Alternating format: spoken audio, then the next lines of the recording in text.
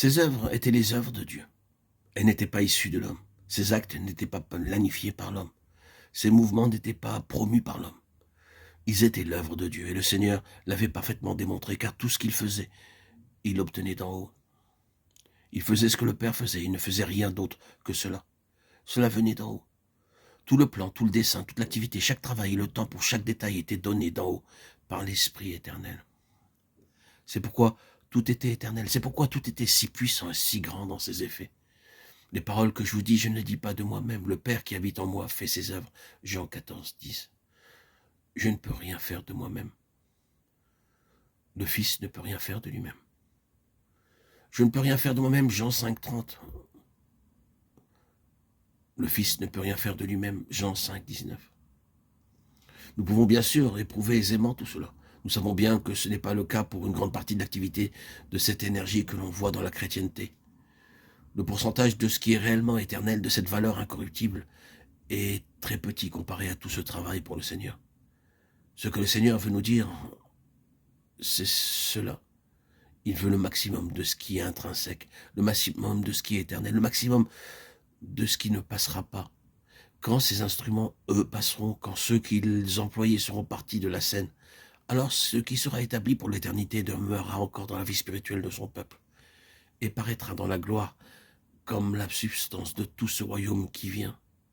Le maximum de valeur intrinsèque, il doit en être ainsi, comme c'était le cas pour notre Seigneur. Il doit être notoire que les œuvres sont celles de Dieu. Mais permettez-moi de dire de nouveau que les œuvres de Dieu sont réellement caractérisées par l'action. Je pense que certains imaginent qu'une vie dans l'esprit, c'est une vie qui est très passive, attendant beaucoup et ne faisant rien. Peut-être devons-nous nous ajuster nous-mêmes à l'égard de cela. Il y a des périodes durant lesquelles le Seigneur nous garde de toute action. Nous appelons cela les œuvres.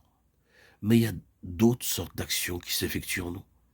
Il y a des périodes durant lesquelles nous pouvons penser qu'il ne nous est pas permis d'accomplir quoi que ce soit de grand. Cependant, le Seigneur fait quelque chose qui est très vital selon son dessein. Ces œuvres s'accomplissent tout de même. Une vie dans l'esprit n'est jamais une vie passive, jamais une vie tranquille, jamais une vie sans mouvement. Si extérieurement ou intérieurement vous venez à remarquer qu'il n'y a réellement rien qui se fait, vous pouvez en déduire que vous êtes hors des voies du Seigneur. Il y a toujours quelque chose qui se fait quand le Saint-Esprit dirige. Vous ne devez pas penser qu'il n'y a rien qui se fait. Dieu est à l'œuvre si nous sommes sous le gouvernement du Saint-Esprit. Il n'y a aucun doute à ce sujet. Nous devons toujours rester sur le côté positif de cela et ne pas penser qu'une vie spirituelle est une vie sans dessein ni sans action. Ce n'est rien de tout cela. Les œuvres sont les œuvres de Dieu. Il doit en être ainsi pour que les valeurs soient des valeurs éternelles. Nos valeurs sont des valeurs éternelles dans la proportion de notre union avec Dieu dans ses œuvres. Alors, les directions sont celles de Dieu. Dieu n'a encore jamais demandé à un seul homme de faire un plan pour lui. Jamais.